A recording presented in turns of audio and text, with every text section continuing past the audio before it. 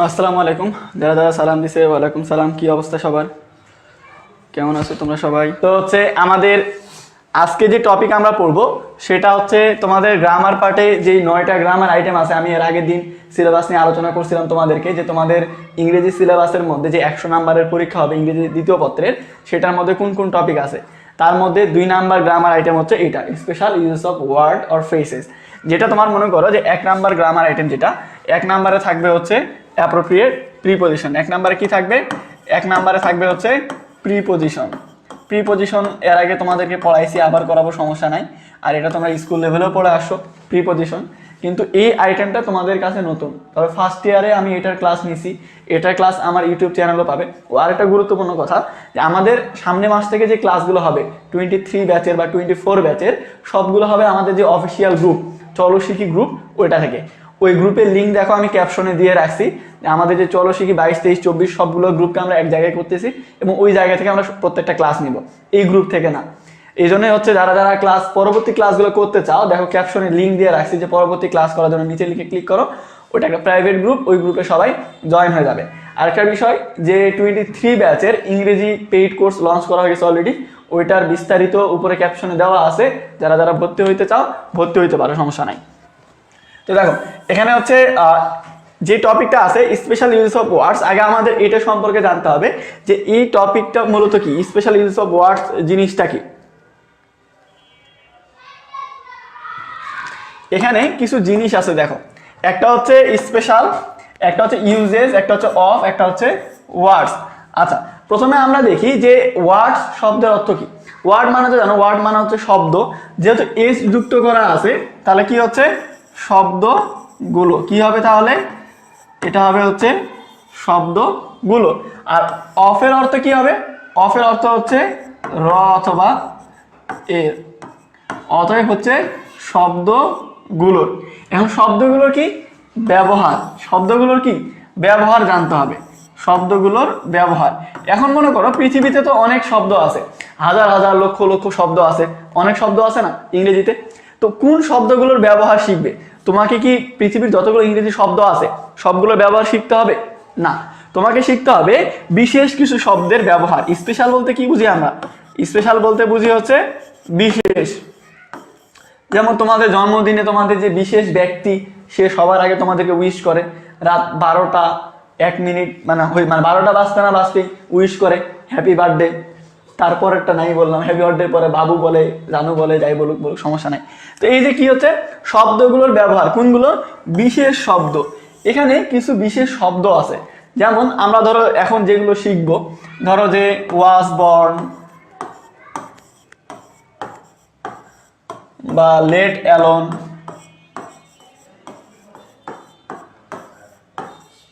বা has to, have to, অথবা মনে করো যে হ্যাড ব্যাটার, এরকম মনে করো যে 12-13টা মতো আমরা শিখবো। এখানে তোমার কোশ্চেনটা থাকবে এই টাইপের যে এখানে আমি প্র্যাকটিসও করাবো তোমাদেরকে আজকে। তো এখানে মনে করো উপরে এরকম ক্লু দেওয়া থাকবে, হ্যাঁ 10টা ঘর দেওয়া থাকবে, 10টা ঘরে 10টা ক্লু দেওয়া থাকবে উপরে, উইথ ক্লুর মতো ক্লু দেওয়া থাকবে। এরকম শব্দগুলো যেগুলো তোমাদেরকে পড়াবো, এগুলোর মধ্যে থেকে প্রত্যেকটা বোর্ডে সবগুলো জায়গায় কমন পাবে। শুধুমাত্র সিলেট বোর্ড 2019-এর কোশ্চেন বাদে প্রত্যেকটা জায়গায় মনে করে একই কোশ্চেন তুমি কমন পাবে। তো এই উপরে ক্লু দেখে বাকি যে ঘরগুলো ওগুলো তোমাকে পূরণ করতে হবে। অন্যান্য যে আইটেমগুলো আছে এগুলোর জন্য তোমাকে হয় মুখস্থ বিদ্যা লাগবে, নাহলে গ্রামার আইটেম লাগবে। যেমন ধরো তুমি সিনোনিম, অ্যান্টোনিম, অ্যাপ্রোপ্রিয়েট প্রিপোজিশন, এগুলোর ক্ষেত্রে তোমাকে মুখস্থ বিদ্যা থাকতে হবে। কিরকম? যে কোনটার পরে কোন প্রিপোজিশন হবে, বা তোমার মনে করো সিনোনিম অ্যান্টোনিম, কোনটা সিনোনিম কি, কোনটা অ্যান্টোনিম কি, এগুলো তোমাকে মুখস্থ করতে হবে। আবার ধরো right form of verb, completing sentence, তারপর ধরো ন্যারেশন, এগুলোর ক্ষেত্রে তোমাকে গ্রামারটা জানতে হবে। কিন্তু এইটার ক্ষেত্রে তোমার গ্রামার জানারও দরকার নাই, মুখস্থ বিদ্যারও দরকার নাই, কিছুই নাই। শুধু আজকের ক্লাসটা শুরু থেকে শেষ পর্যন্ত ধৈর্য ধরে করবে। ইনশাল্লাহ আজকের ক্লাসের পরে এই টপিক সম্পর্কে তোমার আর কোনো সমস্যা থাকার কথা না, 5-এ 5 পাবে ইনশাল্লাহ। আচ্ছা, তো এখন বিষয়টা হচ্ছে আমরা বুঝলাম স্পেশাল ইউজ অফ ওয়ার্ডস কি। স্পেশাল ইউজ অফ ওয়ার্ড কি? বিশেষ কিছু শব্দ যেগুলোর ব্যবহার সম্পর্কে তোমাকে জানতে হবে যে এই শব্দগুলো আমরা কোথায় ব্যবহার করব। ওয়াজ বর্ন কোথায় ব্যবহার করব, লেট অ্যালোন কোথায় ব্যবহার করব, have to, has to, had better, as if, as though, what if, would you mind, এই জাতীয় যে শব্দগুলো আছে এগুলো আমরা কোথায় ব্যবহার করব এটা তোমাকে জানতে হবে। তো আমাদের যে বিশেষ শব্দগুলো তার মধ্যে প্রথম শব্দ হচ্ছে ওয়াজ বর্ন। প্রথম শব্দ কি? প্রথম শব্দ হচ্ছে ওয়াজ বর্ন। বর্ন শব্দের অর্থ কি? বর্ন শব্দের অর্থ হচ্ছে জন্মগ্রহণ করা। কি? জন্মগ্রহণ করা। আমার বাংলা লেখা খারাপ, এই জন্য আমি মুখ দিয়ে বারবার উচ্চারণ করে বলতেছি। তো কেউ আবার বলো না যে কি লেখছে, কিছু বোঝা যায় না, এটা কমেন্ট করো না। তো বর্ন শব্দের অর্থ কি? বর্ন শব্দের অর্থ হচ্ছে জন্মগ্রহণ করা। আর ওয়াজ বর্ন মানে জন্মগ্রহণ করেছিল, ওয়াজ মানে জানো অতীত। তো যখন জন্মগ্রহণ করা বুঝাবে এক্ষেত্রে হবে হচ্ছে ওয়াজ বর্ন। এতটুকু মনে রাখবে যে জন্মগ্রহণ করা বুঝালে ওয়াজ বর্ন। এক্ষেত্রে আরো কিছু ক্লু মনে রাখতে পারো, যেমন এখানে কোনো একটা ব্যক্তির নাম উল্লেখ থাকবে। কি থাকবে? কোনো একটা ব্যক্তির নাম, যে অমুক ব্যক্তি জন্মগ্রহণ করেছিল, বা কোনো একটা স্থানের নাম। কিসের নাম? স্থানের নাম, যে অমুক ব্যক্তি অমুক জায়গায় জন্মগ্রহণ করেছিল, এটা হতে পারে। অথবা একটা জন্ম সাল দেওয়া থাকতে পারে, যে অমুক ব্যক্তি অমুক সালে ওই জায়গায় জন্মগ্রহণ করছিল। তাহলে তুমি ক্লু পাচ্ছ কি? এখানে একটা জন্ম সাল থাকতে পারে, জন্ম স্থান থাকতে পারে, কোনো একটা ব্যক্তির নাম থাকতে পারে। তাহলে এগুলোতে কি হবে? ওয়াজ বর্ন, যে অমুক সালে বা অমুক সময়ে অমুক জায়গায় জন্মগ্রহণ করেছিল। তো এখানে দেখো যে আমিন ওয়াজ বর্ন ইন 1 জানুয়ারি 1998। তো এখানে একটা জন্ম সাল দেওয়া আছে, একজন ব্যক্তির নাম দেওয়া আছে। তাহলে ব্যক্তির নাম এবং জন্মসাল আছে, এটা তার একটা জন্ম বুঝাইছে। তাহলে জন্ম বুঝাইতে গেলে এখানে গ্যাপে কি দিবে? ওয়াজ বর্ন দিবে। আচ্ছা, এখানে ধরো দেখা আছে হি ড্যাশ ইন রাজশাহী। তো এখানে একজনের কথা বলা আছে যে সে, আর রাজশাহী একটা স্থানের কথা বলা আছে। তাহলে আমরা বুঝতে পারছি যে জন্মগ্রহণ করা বোঝাইছে যে সে রাজশাহীতে জন্মগ্রহণ করেছিল। তাহলে ওয়াজ বর্ন কখন হয়? খুব সোজা জিনিস। ওয়াজ বর্ন হয় যখন কোনো জন্ম বুঝাবে। বর্ন মানে জন্মগ্রহণ করা, যখন জন্ম করা মানে জন্ম হওয়া বুঝাবে বা হয়েছিল বুঝাবে, এরকম। এক্ষেত্রে ক্লু থাকবে কোনো ব্যক্তির নাম, কোনো একটা সাল, অথবা হচ্ছে কোনো একটা স্থান। ক্লিয়ার? আচ্ছা, কমেন্টে একটা রেসপন্স করো। যদি বুঝতে পারো তাহলে মনে করো যে ইয়েস বলো সবাই, আর যদি না বুঝতে পারো তাহলে নো বলো। যদি বুঝতে পারো তো ইয়েস বলো, না বুঝতে পারলে নো বলো। আচ্ছা, তারপরে দেখো, তারপরে হচ্ছে হ্যাভ টু, হ্যাজ টু, অথবা হচ্ছে হ্যাড বেটার। এখানে কিন্তু দুইটা জিনিস আছে একসাথে শিখতেছি। একটা হচ্ছে হ্যাভ টু, হ্যাজ টু, আর একটা হচ্ছে হ্যাড বেটার। এই দুইটা আমরা একসাথে শিখতেছি। এখন হ্যাভ টু নাকি হ্যাজ টু দিবে? এখন অনেকে বলতে পারবে আমি হ্যাভ টু দিব নাকি হ্যাজ টু দিব। এক্ষেত্রে নিয়মটা খুব সোজা, যে এখানে ব্র্যাকেটের মধ্যে মানে উপরে যে ক্লু দেওয়া থাকবে 10টা, এই ক্লুর মধ্যে যদি হ্যাভ টু থাকে তাহলে হ্যাভ টু দিবে, আর এখানে যদি হ্যাজ টু থাকে তাহলে হ্যাজ টু দিবে তুমি অ্যান্সারে। এখন হ্যাভ টু, হ্যাজ টু আর হ্যাড বেটারের মধ্যে ঝামেলা লাগে, কারণ অর্থটা একটু দেখতে সেম বা জিনিসটা দেখতে একটু সেম এরকম। তো হ্যাভ টু বা হ্যাজ টু বলতে বোঝায় বাধ্যতামূলক, মানে তোমাকে ওটা করতেই হবে। কি বোঝায়? বাধ্যতামূলক, যে করতেই হবে। যেমন মনে করো তোমাকে পরীক্ষায় অংশগ্রহণ করতে হবে, পরীক্ষা তুমি যদি না দাও তাহলে পাস করতে পারবে না। কিন্তু তোমাকে যদি বলা হয় যে আজকের ক্লাসটা করতেই হবে নাহলে পরীক্ষায় ফেল করবে, এটা কি কেউ বিশ্বাস করবে? করবে না। বরং তুমি তোমার বন্ধুকে বলতে পারো যে বনি ভাইয়া ভালোভাবে ক্লাস নেই, তুই বনি ভাইয়ের ক্লাসটা করতে পারিস, তাহলে এখান থেকে কিছু শিখতে পারবে। তাহলে কি হচ্ছে? করলে ভালো হয়, যে ক্লাসটা করতেই হবে বাধ্যতামূলক এমনটা না, এটা হচ্ছে করলে ভালো হয়। তাহলে বেটার মানে কি? বেটার মানে হচ্ছে ভালো, এটা বোঝানোর ক্ষেত্রে বসে, এটা কিন্তু অর্থ এরকম না। তো কি হচ্ছে? যখন করলে ভালো হয় মানে বাধ্যতামূলক নয়, করলে ভালো হয় এরকম যখন বুঝাবে তখন হচ্ছে হ্যাড বেটার। আরেকবার ভালো করে বোঝো, হ্যাভ টু আর হ্যাজ টু এই দুইটা হবে যখন কোনো কিছু বাধ্যতামূলক বুঝাবে, করতেই হবে, মাস্ট, এই টাইপের হলে হ্যাভ টু, হ্যাজ টু। যখন বলবে যে করলে ভালো হয়, জোর জবরদস্তি নাই, করতেই হবে এমন কোনো কথা নাই, কিন্তু করলে ভালো হয় এরকম বুঝাইলে হচ্ছে হ্যাড বেটার। যেমন আমরা যদি বলি তো তোমাকে পরীক্ষায় পাস করতেই হবে, পরীক্ষায় পাস করলে ভালো হয়, এটা কি বলতে পারবে? তুমি কি বাসায় গিয়ে বলতে পারবে যে পরীক্ষা পাস করলে ভালো হয়? পাস করার দরকার নেই, মানে মারবে ধরে তোমাকে বাসায়, কারণ হচ্ছে তোমার থেকে তোমার বাপ মা A+ চাই, সেই জায়গায় তুমি বলতেছো যে মানে পাস করলে ভালো হয়, না করলে কোনো সমস্যা নাই, এরকম, তাহলে মারবে না। অতএব তোমাকে বলতে হবে যে পরীক্ষায় পাস করতেই হবে, বাধ্যতামূলক পাস করা, অতএব তখন হবে হচ্ছে হ্যাভ টু। আর ধরো যে তোমাকে ওখানে যা মানে ওখানে গেলে আর কি ভালো হয়, ওখানে যাইতেই হবে এমনটা না, কিন্তু গেলে ভালো হয়, তখন কি হবে? হচ্ছে হ্যাড বেটার। তাহলে মনে রাখবে হ্যাভ টু, হ্যাজ টু হয় যখন কোনো কিছু বাধ্যতামূলক বুঝাবে, আর হ্যাড বেটার হয় যে কোনো কিছু করলে ভালো হয় এরকম বুঝাইলে। এখন বলো এটা বুঝতে পারছো কি না? এরপর হচ্ছে লেট অ্যালোন, এটা আরো সোজা। লেট অ্যালোনের ক্ষেত্রে মনে রাখবে লেট অ্যালোন ব্যবহার করা হয় যখন অবাস্তব কোনো কিছু বোঝাবে। কি বোঝাবে? যখন অবাস্তব কোনো কিছু বোঝাবে বা কল্পনা করা যায় না, অকল্পনীয় এই টাইপের অবাস্তব কোনো কিছু বোঝাবে বা অকল্পনীয় টাইপের বোঝাবে, তখন হচ্ছে লেট অ্যালোন। যেমন তুমি বলতে পারো যে তুমি তোমার বন্ধুকে বলছো পরীক্ষায় আমি ইংরেজি কোনো বিষয় হলে ক্লাস করার কোনো দরকারই নেই, আমি ইংরেজিতে পরীক্ষা এমনিতে 100-র মধ্যে 98 পাবো। তখন আগে পাস করে দেখা, পাস করতে পারে না, আবার হচ্ছে 100-র মধ্যে 98 পাবে।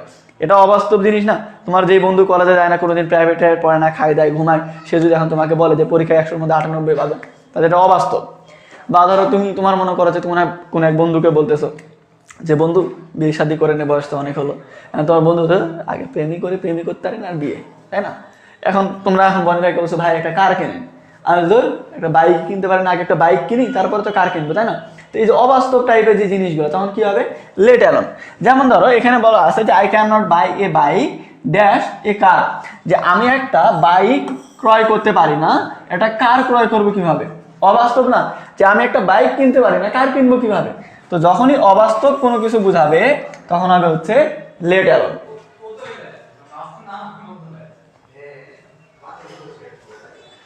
বুঝা গেছে? তাহলে কি বললাম, লেট অ্যালোন কখন হবে? লেট অ্যালোন হবে যখন অবাস্তব কোনো কিছু বুঝাবে তখন।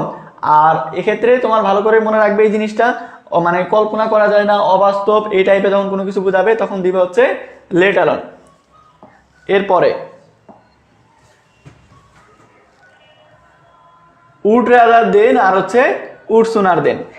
এক্ষেত্রে মনে রাখবে সহজেই যে যখন তোমার মনে করো যে গ্যাপের পরে দেন থাকবে, কি থাকবে? গ্যাপের পরে দেন থাকবে, তখন উড রাদার অথবা উড সুনার দিবে।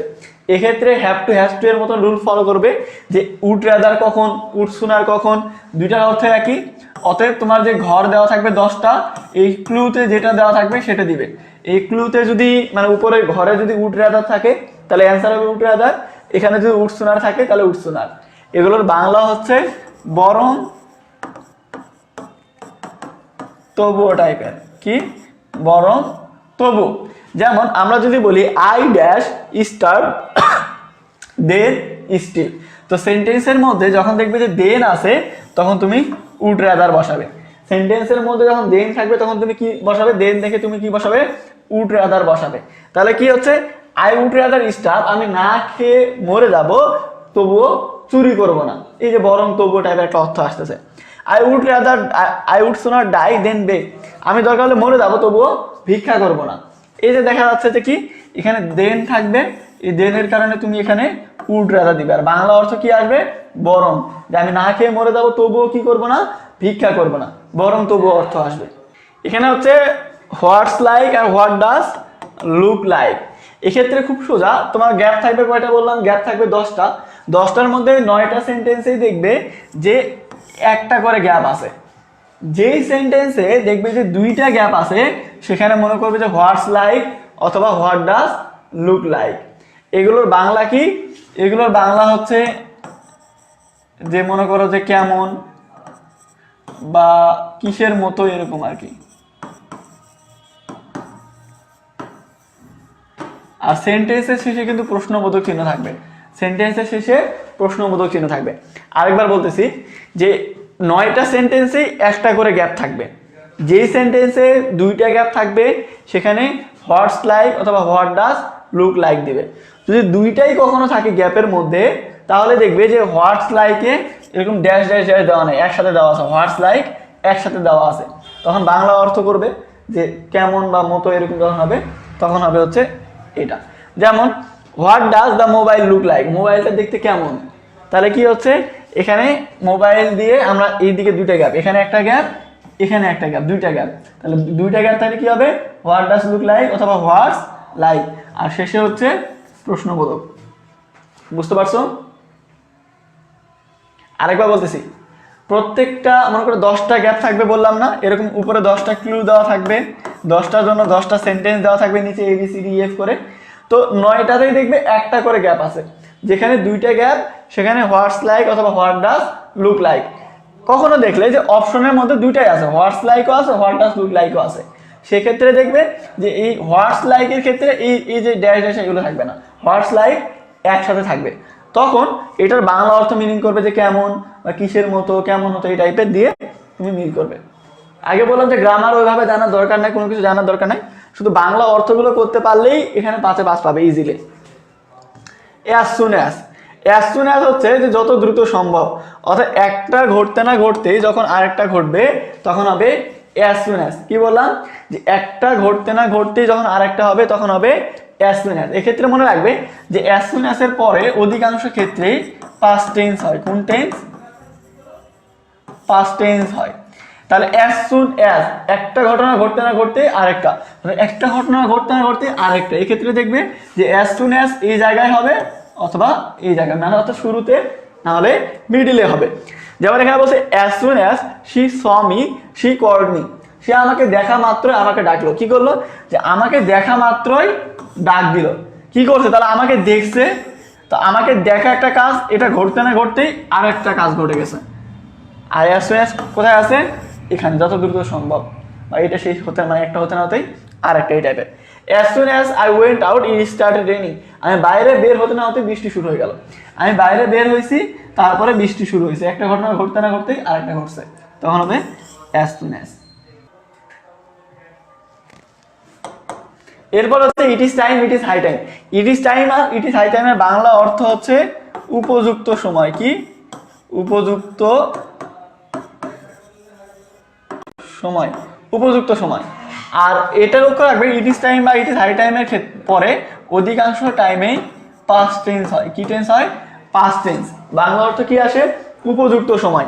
যেমন আমরা যদি বলি ইট is time we went home, আমাদের বাড়িতে যাওয়ার এখনই উপযুক্ত সময়, তাহলে কি হবে? এখানে হচ্ছে ইট ইজ টাইম, এরপরে সাবজেক্ট, তারপরে হচ্ছে ভার্ব টু, অর্থাৎ সাবজেক্টের পরে ভার্ব টু হলে কোন টেন্স হয়? তখন হয় হচ্ছে past tense.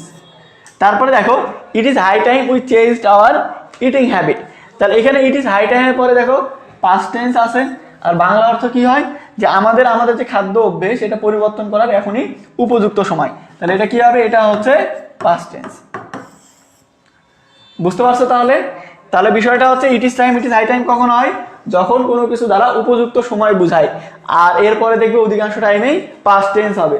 Would you mind, would you মাইন্ডের নিয়মটা হচ্ছে যে উড ইউ মাইন্ডের পরে ভার্বের সাথে আইএনজি হয়। কি হয়? উড ইউ মাইন্ডের পরে ভার্বের সাথে আইএনজি যুক্ত হয়। উড ইউ মাইন্ডের বাংলা অর্থ হচ্ছে যদি কিছু মনে না করো। কি?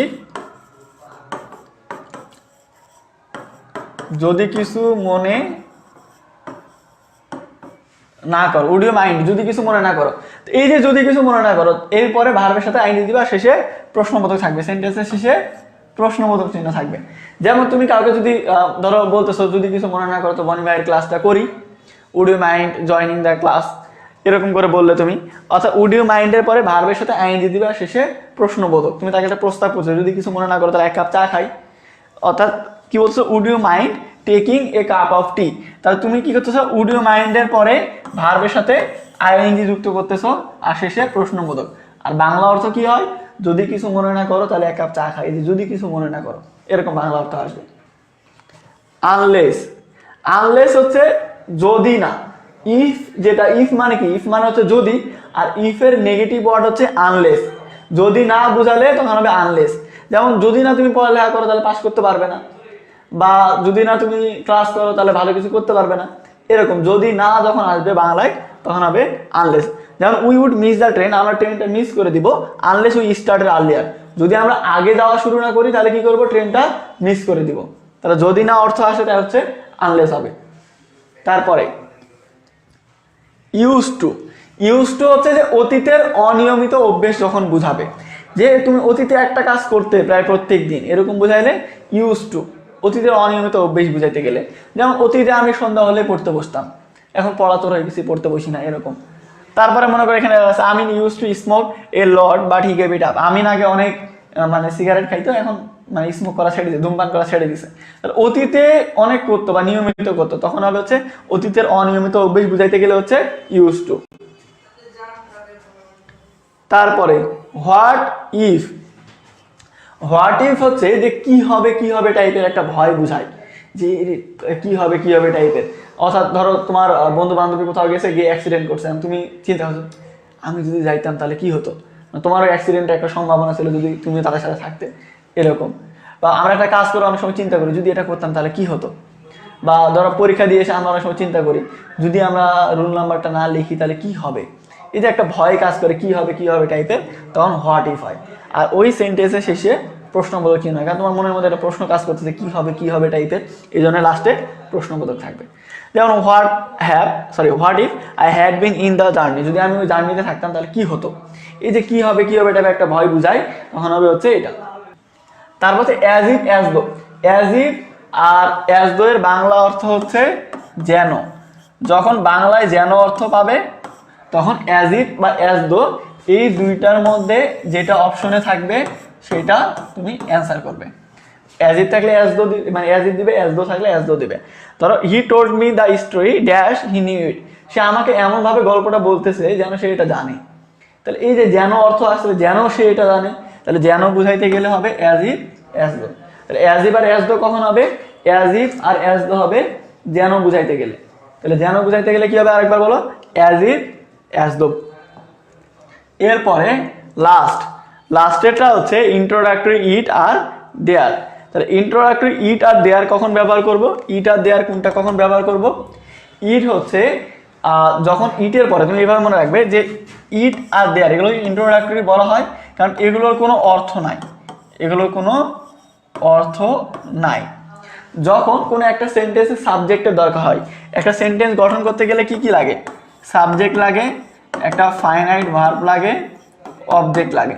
ধরো তুমি ওই সেন্টেন্সে তোমার কোনো সাবজেক্ট নাই, এখন সাবজেক্ট তো লাগবে সেন্টেন্স তৈরি করতে গেলে, তখন তুমি কি করবে, এই যে ইট আর দেয়ার সরকারি মাল এগুলো তুমি যেখান থেকে খুশি নিয়ে আসে এই সাবজেক্টে বসাইতে পারো। যেমন তুমি যদি এখন বলো যে ইট ইজ উইন্টার নাও, এখন শীতকাল, এটার বাংলা কি হচ্ছে, নাও থেকে হচ্ছে এখন আর উইন্টার থেকে হচ্ছে শীতকাল, অর্থাৎ বাংলা অর্থ দাঁড়ায় এই বাক্যের এখন শীতকাল। কিন্তু আমরা এতদিন পরে আসি ইটের বাংলা কি, ইটের বাংলা হচ্ছে ইহা। তাহলে আমরা কি এভাবে বলবো যে ইহা এখন শীতকাল, তাহলে কিন্তু হচ্ছে না। অতএব এখানে ইটের কোনো অর্থ নাই, কিন্তু ইট কেন বসাইছি, কারণ এই সেন্টেন্সের মধ্যে কোনো সাবজেক্ট নাই, তাই ইটকে ধরে বাঁধে নিয়ে আসে বসাইছি। তো একটা জিনিস সবসময় মনে রাখবে যে ইটের পরে ভার্বটা সবসময় সিঙ্গুলার হবে। কি হবে, ইটের পরে ভার্বটা সবসময় সিঙ্গুলার হবে। আর দেয়ারের পরের ভার্ব সিঙ্গুলার প্লুরাল দুটাই হতে পারে। বুঝবো কিভাবে, বুঝবো যে এরপরে যে নাউনটা থাকবে ওইটা দেখতে হবে সিঙ্গুলার নাকি প্লুরাল। যেমন মনে করো যে ড্যাশ ইজ এ বুক, এখানে দেখো এখানে ইজ কেন হয়েছে, এই যে একটা বইয়ের কথা বলা হয়েছে তাই, এখানে অনেকগুলো বইয়ের কথা বলা হয়তো তাহলে এখানে আর হইতো, এই জন্য এখানে দেয়ারের ব্যবহার। এটা মনে রাখবে শুধু তাহলে হবে, এই একটা জিনিস মনে রাখবে তাহলে হবে যে ইটের পরে সবসময় সিঙ্গুলার ভার্ব হয়, তাহলে হবে কি হবে, ইটের পরে সবসময় সিঙ্গুলার ভার্ব হয়। তোমাদের যেই স্পেশাল ইউজেস অফ ওয়ার্ড, এই যে বললাম বিশেষ কিছু শব্দ, এই হচ্ছে বিশেষ শব্দগুলো। আমি তোমাদেরকে আরেকবার শুরু থেকে বলে দিচ্ছি তাহলে তোমাদের বুঝতে সুবিধা হবে।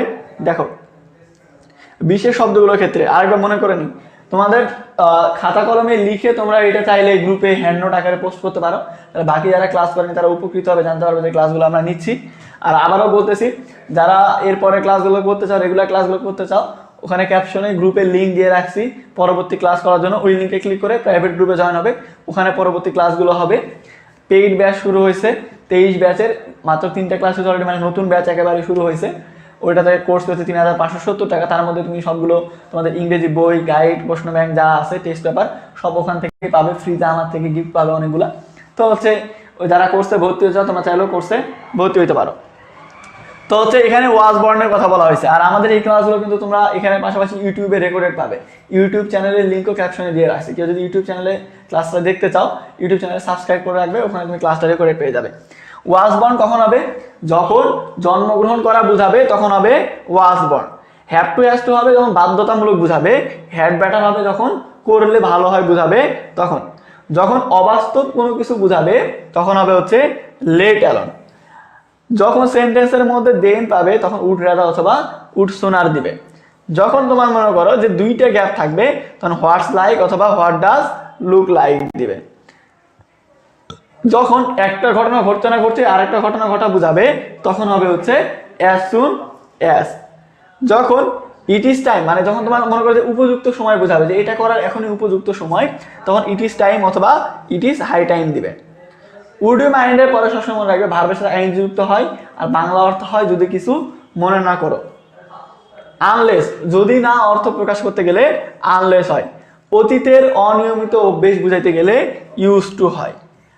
আর কি হবে টাইপে যখন ভয় বুঝায় তখন হোয়াট ইফ হয়, শেষে প্রশ্নবোধক চিহ্ন থাকবে।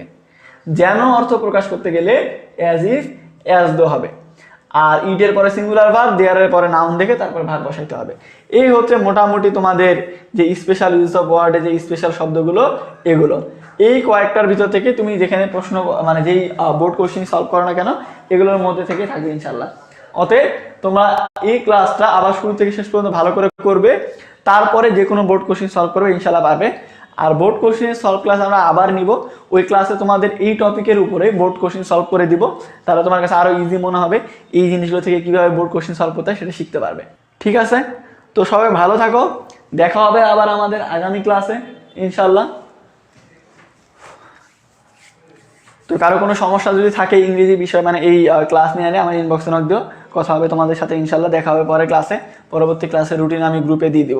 ঠিক আছে, সবাই ভালো থাকো, আসসালামু আলাইকুম।